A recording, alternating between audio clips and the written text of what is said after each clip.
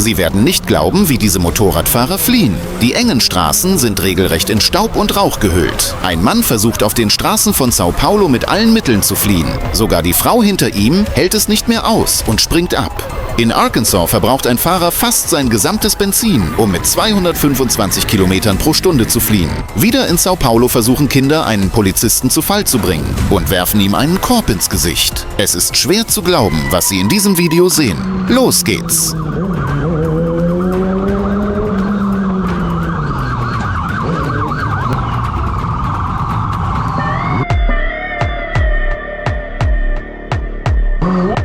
Jeder kennt diese berühmte Verfolgungsjagd in Brasilien. Wir haben dieses Video bereits zuvor auf unserem Kanal geteilt. Das Video, das wir jetzt teilen werden, ist sozusagen die Fortsetzung dieser Serie.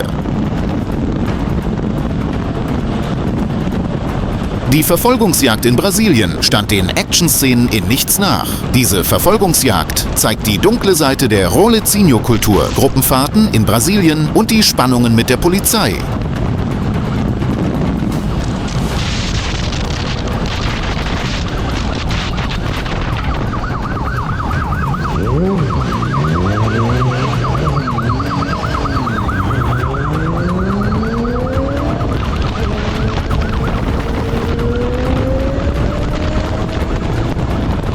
Der Fahrer, der ein ebenso leistungsstarkes wie teures Motorrad wie die Yamaha XJ6 fährt, verwandelte zusammen mit der jungen Frau hinter ihm die Straßen regelrecht in eine Rennstrecke. Diese Situation widerlegt völlig die Vorstellung, dass nur junge Leute ohne Führerschein flüchten.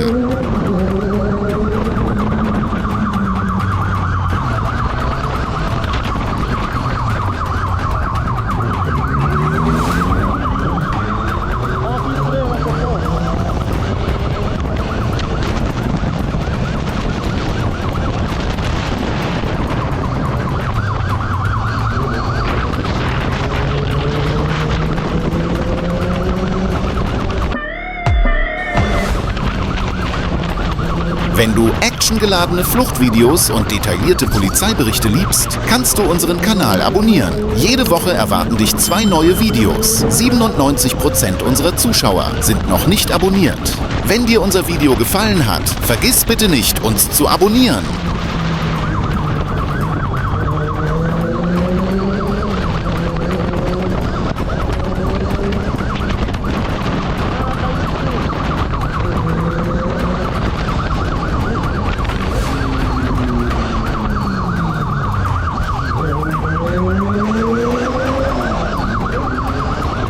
Diese Fahrer tun dies in der Regel aus purem Adrenalinkick, um in den sozialen Medien berühmt zu werden und um die Polizeieinheit Rocam herauszufordern.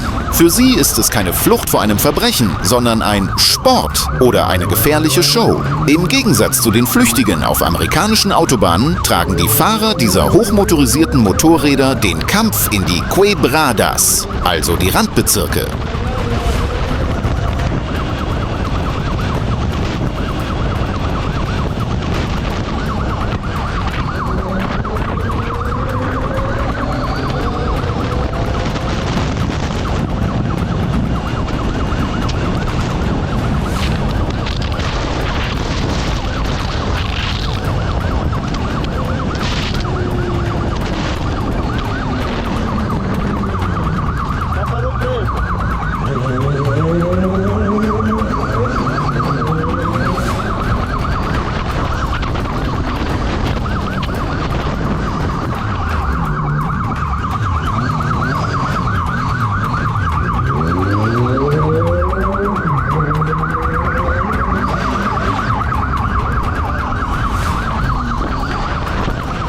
Während der Sound des Vierzylindermotors eines XJ6 durch die engen Straßen hallt, versucht der Fahrer, die Polizei hinter sich zu lassen, indem er sowohl die Kraft als auch die unglaubliche Wendigkeit seines Motorrads nutzt. Diese Fahrer verfügen in der Regel über Maschinen, die leistungsstärker sind als die von der Polizei verwendeten Motorräder und nutzen diesen Leistungsvorteil voll aus, indem sie den Verkehr als Korridor, also als Fahrspur zwischen den Fahrzeugen, nutzen. Eine solche Verfolgungsjagd zeigt auch, warum die amerikanische PIT-Manöver in Brasilien keine Option sind.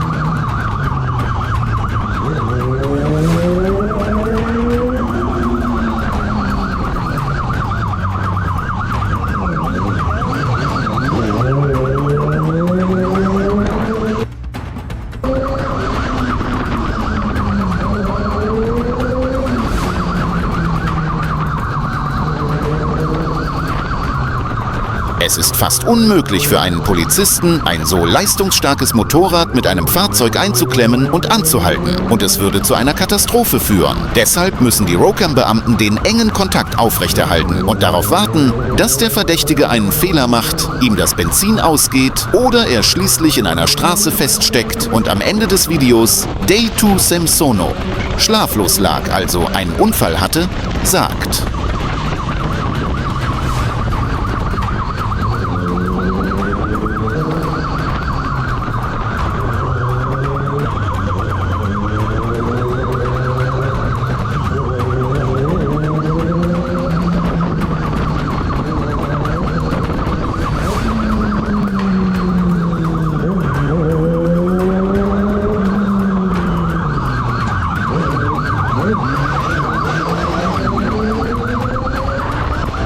Der Fahrer zeigt sein ganzes Können, um zu entkommen. Die junge Frau hinter ihm hält sich fest an ihm fest und wirkt fast wie ein Teil des Motorrads. Doch für die junge Frau nimmt die Fahrt ein böses Ende.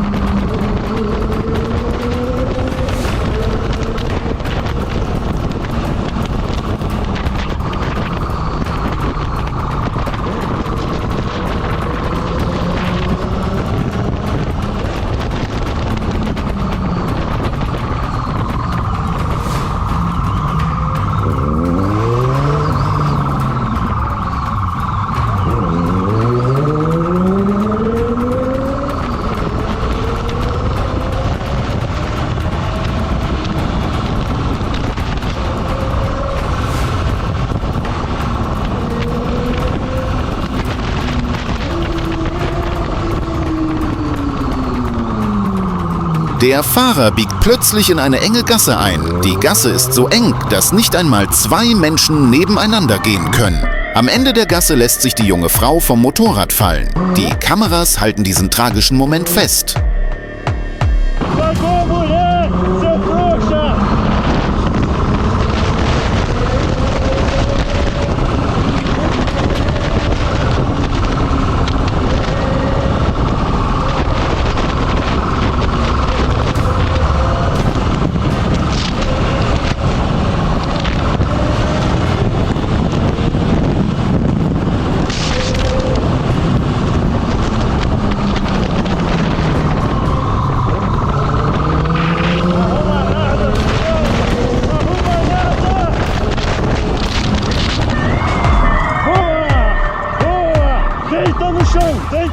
Und es kam, wie es kommen musste. Der Fahrer prallte an einer Kreuzung gegen ein Polizeiauto und stürzte mit seinem Motorrad. Er versuchte zu fliehen, aber das dauerte nicht lange. Ist es Ihrer Meinung nach mutig oder dumm, die Polizei auf diese Weise mit einem Motorrad herauszufordern? Teilen Sie uns Ihre Meinung in den Kommentaren mit und vergessen Sie nicht, unseren Kanal zu abonnieren.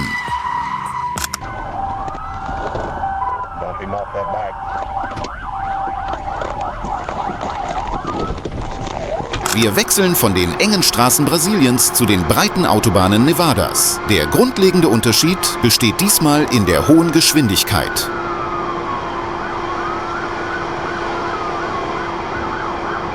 Gegen 23:25 Uhr spielte sich auf der Interstate 30 eine Szene wie aus einem Film ab. Das Sheriffbüro von Nevada County meldete, dass ein silberrotes Honda Sportmotorrad mit einer Geschwindigkeit von 140 Kilometern pro Stunde in östlicher Richtung flüchtete. Kurz darauf schaltete sich die Arkansas State Police ein. Trooper Matt Hall wartete an der 69-Meilen-Markierung in einem Hinterhalt, als er über Funk hörte, dass sich das Motorrad näherte. Er schaltete seine Sirenen und Blaulichter ein, fuhr auf die Autobahn und übernahm kurz darauf die Verfolgung.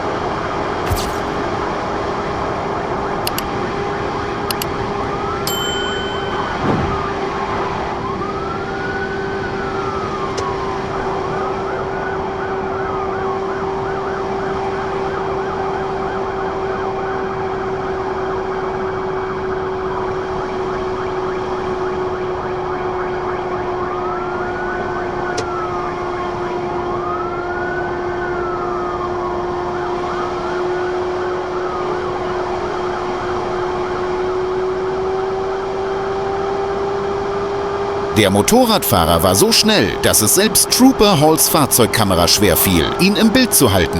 Um noch schneller fahren zu können, lag der Fahrer wie ein Rennfahrer auf seinem Motorrad.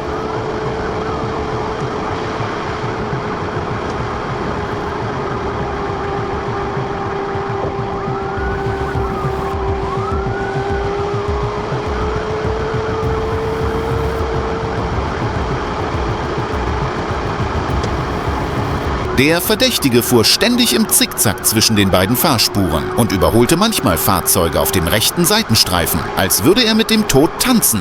Trotz des dichten Verkehrs auf der Straße wurde er kein einziges Mal langsamer. Jede Sekunde drohte ein Unfall, während Trooper Hall versuchte, den Abstand zu halten.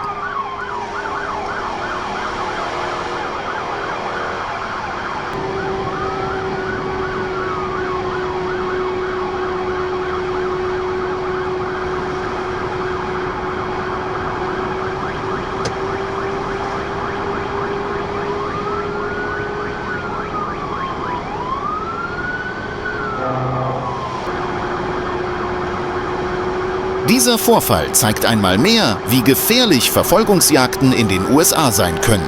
Während die Autobahnpolizei in Deutschland in der Regel mit Hubschraubern und Radarsystemen verfolgt, greifen die Trooper in den USA direkt zur physischen Verfolgung. Das Risiko ist sowohl für die Polizei als auch für den Fahrer viel höher. Was würden Sie in einer solchen Situation für die sicherere Methode halten? Schreiben Sie uns Ihre Meinung in den Kommentaren.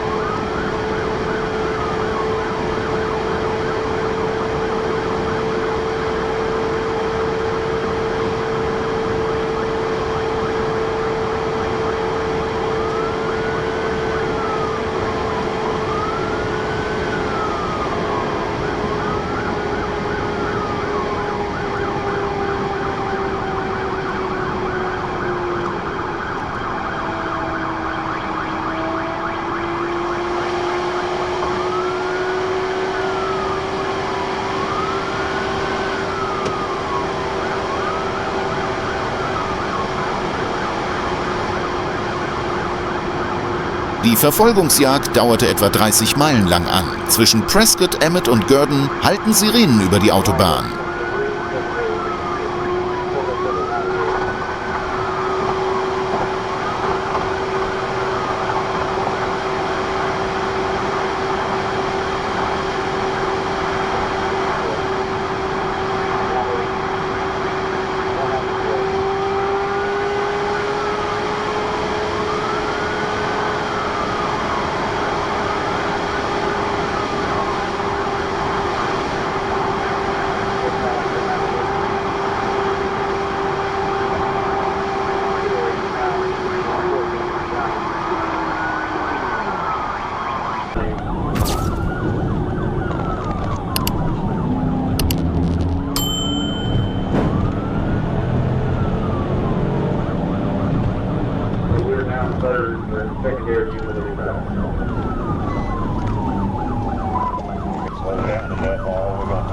Schließlich verlor der Verdächtige bei der 98-Meilen-Markierung die Kontrolle über sein Fahrzeug und fuhr auf den Mittelstreifen zu. Dort kam das Motorrad zum Stehen, doch der Fahrer ergab sich immer noch nicht. Trooper Hall fuhr sein Fahrzeug heran, um eine Flucht zu verhindern. Der Verdächtige prallte mit seinem Motorrad gegen die Tür des Streifenwagens und stürzte zu Boden. Trooper Hall stieg mit gezückter Waffe schnell aus dem Fahrzeug und stellte den Verdächtigen. Der Fahrer, der als DJ Thomas, geboren 1988 identifiziert wurde, wurde am Tatort festgenommen und in das Gefängnis von Nevada County gebracht.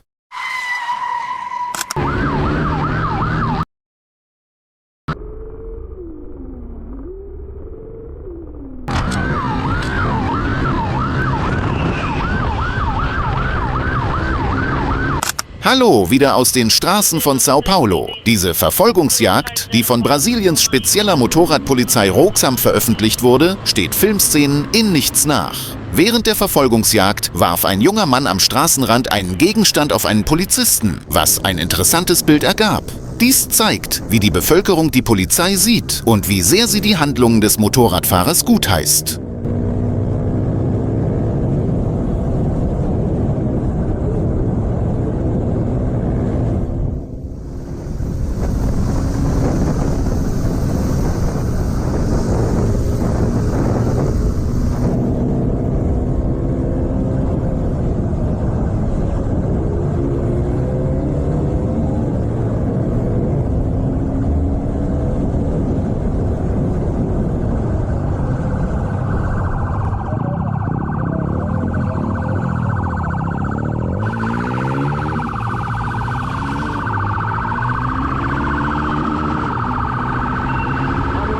Die Bilder beweisen, warum die brasilianische Spezialeinheit Roxam Motorradpolizei als eine der gefährlichsten und fähigsten Polizeikräfte der Welt gilt. Für diese Beamten hat die Verfolgung, anders als bei der amerikanischen Polizei, nichts mit Technologie oder Luftunterstützung zu tun. Es ist ein Kampf, der auf reinem Instinkt, Motorradbeherrschung und Nahkontakt basiert. Wenn der Verdächtige in die engen, labyrinthartigen Gassen eines Quebrada-Slums einbiegt, zögert der Polizist keinen Moment. Er folgt dem Verdächtigen durch scheinbar unpassierbare Korridores, springt auf den Bürgersteig und reizt sein Motorrad in jeder Kurve bis an seine Grenzen.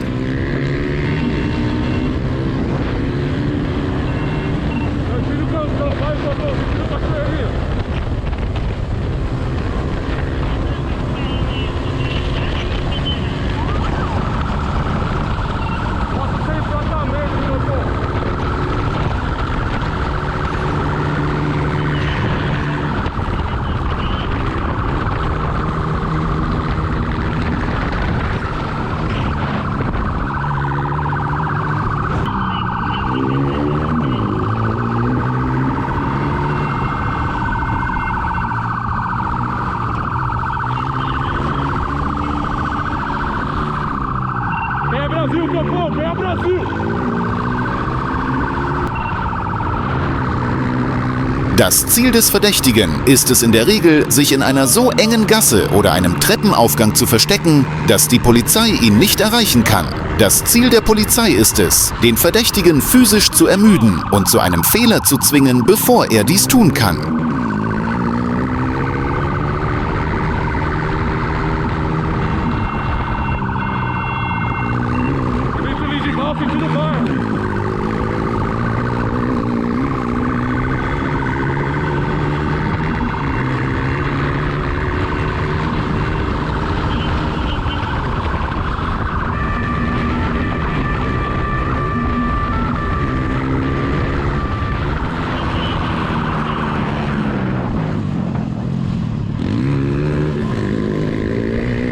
Hier ist die Aufgabe der Polizei jedoch noch schwieriger. Einige Mitglieder der lokalen Bevölkerung versuchen, die Polizei bei diesen Verfolgungsjagden aufzuhalten und ihr Schaden zuzufügen. Dies ermöglicht es der Polizei, Fehler zu machen, während sie darauf wartet, dass der Verdächtige einen Fehler macht. In diesem Video sehen Sie diese Situation zweimal deutlich.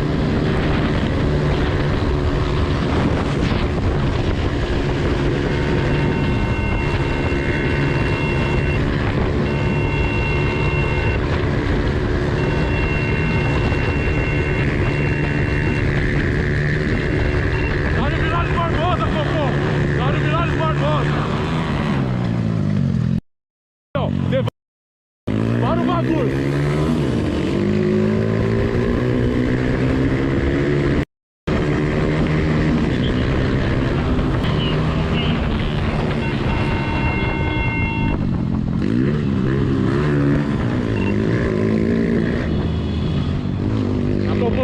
do cocô.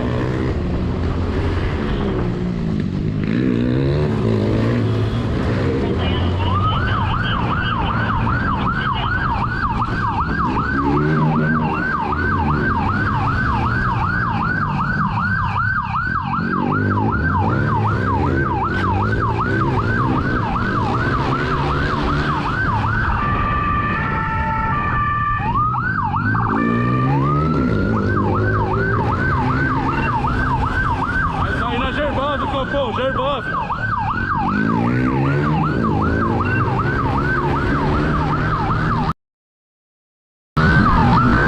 Ein kleines Kind zögert nicht, dem Polizisten eine Obstkiste ins Gesicht zu werfen.